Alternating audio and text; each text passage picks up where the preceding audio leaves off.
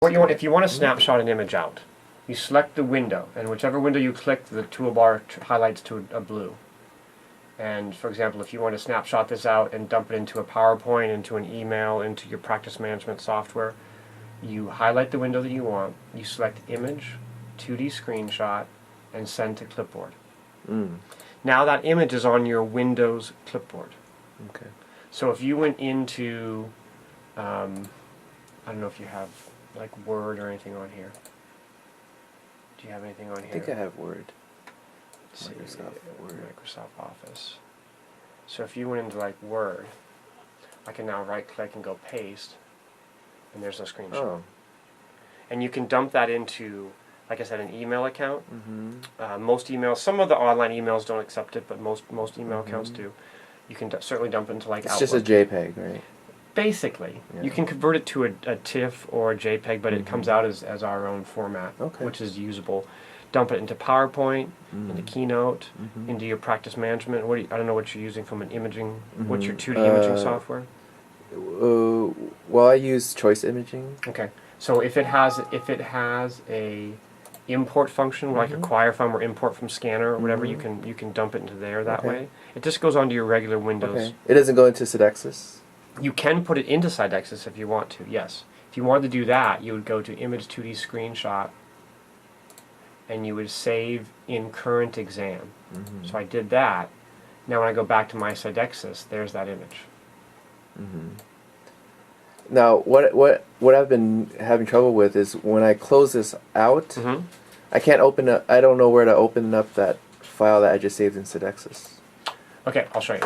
So if you close out Galaxis, and then let's say we're going to exit our patient in Sidexis. So this is patient selection. This is patient checkout.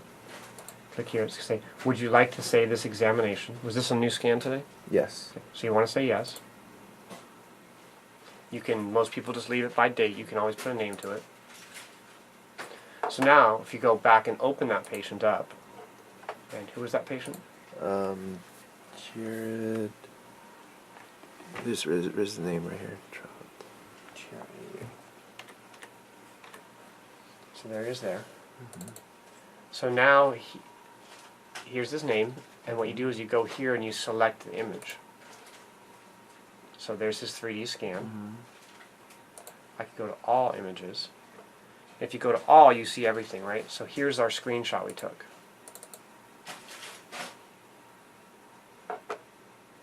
Actually, that's not it. Oh, I didn't save it. Did I save it in the current exam? You did, I think. So these are all. So basically, Sidexis is just a 2D imaging program. I go there. There it is. Just took it a second to show up. So then you can double click on that, and there's our shot. Okay. So this is how you. So basically, all Sidexis is a 2D imaging program. So you remember, you select the patient's name, then you go down here to select the image that you want, because you might have, you can have multiple images eventually. So you click here, and you'll see. Here's your 3D scans. If you go to all, it will show you all the images. So here's your 3D scan. You select that. You say OK. Now, if I want to copy the whole screen, then that's something different, right? If you want to do a screenshot, yes, I'll show you how to do that. Let's launch your 3D volume again. There's two ways to do screenshots. You can print your whole screen. And then there's also, do you know, like print a file or a PDF printer? You know what those programs are like? Sort of, yeah. So essentially, you can print your whole screen onto paper. And we have a button here called Print Workspace, and that's what allows you to print your screen. So that's this icon right here. It's this little printer. So it's called Print Workspace. So this is currently my workspace. If I click here, then this is my workspace, all 5 images. Okay. Right? If I do this, this is my workspace. I see. So whatever is your screen, I'm back to here. If I click this, it's going to print all 4 images, and you can here now select, and you can print to whichever printer you choose, or you can do Microsoft Document Writer, or a WebEx document loader. So you can essentially, and there's different programs out there, you can print to file. So it will save it as a file. Okay. The most common is what's called like a PDF type printer, where it just saves it as a PDF. Okay. And then you'd get these 4 screenshots on one piece of paper. So you could do that. You could say Microsoft XPS document writer, and it's going to say, it's going to there, or you could select print to file, and then wherever you have your computer set up to dump your Microsoft document print to file, it will dump into there. You can save it as an image too, like in Workspace?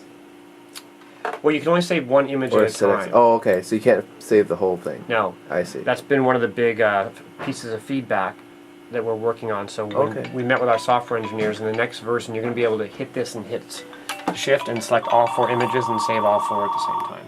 Okay. But they're working on that. Yeah, currently it's only 1 image at a time. Okay. But in the future, that one's selected. I'm going to be able to go shift, click here, here, and here, and pick up all of them and dump them out. Okay. I think I was trying to do that and I couldn't do that. So. Yeah, so you want to go to image, 2D screenshot. You can save in your current exam. You can send to clipboard. Okay. Or you can go to your print and get whatever type of document printer you want, print a file, Okay. those types of things. And those are just regular Windows functionalities. Okay. So you're comfortable setting your focal trough. Yes. Okay. Comfortable burning a disc. Yes. Okay. Comfortable taking a measurement. Yes. Angled measurement. No one ever uses I haven't this one. used Don't mess that, with yeah. that. You won't really need that. There's the print workspace. Then this is your gray value. Remember, Dawn was actually, Don Tyndall taught your class. He had that gal with her. Right. Yeah, with him. She's been learning. Do you remember the gray value idea? Okay. You've got your different views, right? So your panoramic view, which is your general view, your implant aligned view, and then your radiology view, which is where we were. These tools down here hide or show. So I want to turn my crosshairs on and off. So I do that. If I've done a finding, do you remember how to do a finding? No. So let's say we're scrolling through this volume and we're coming up here into the sinus, and we look at something and we say, okay, maybe there's a big cyst. Which doesn't really happen. There's a little bit of mucus buildup, but nothing major right there. A little bit of right there. So I'm going to double click on it. And when you're in radiology, when you double click, it snaps everything to the same spot. So if I cruise down a little bit farther, I can double click right here, and everything snaps to that tooth. So let's say we are going to put a finding on this. You know, this patient still has their tonsils. How can you tell? Is that what that is? Where are you looking at? Is that tori? What is that? That's pretty pronounced in this patient. Maybe the tori? Yeah, they must have right there. So that's very pronounced in this patient. So let's say that was something that was really concerning us. You double click on it. It focuses everything right to it.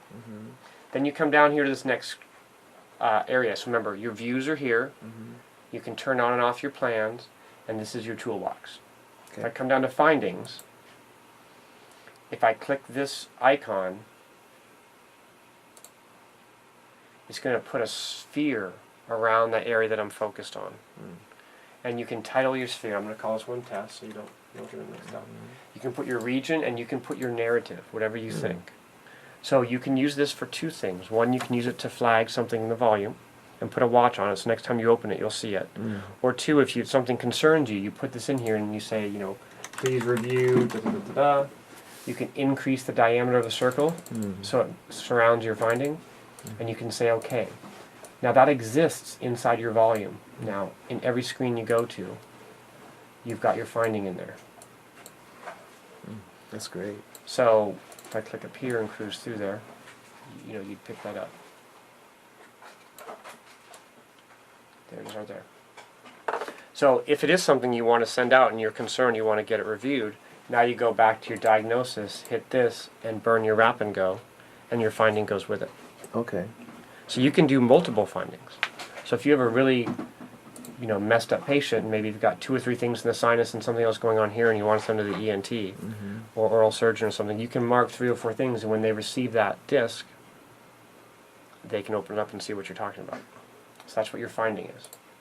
When I burn it, if I plan an implant or map a nerve, does it burn it onto the disk too? It does.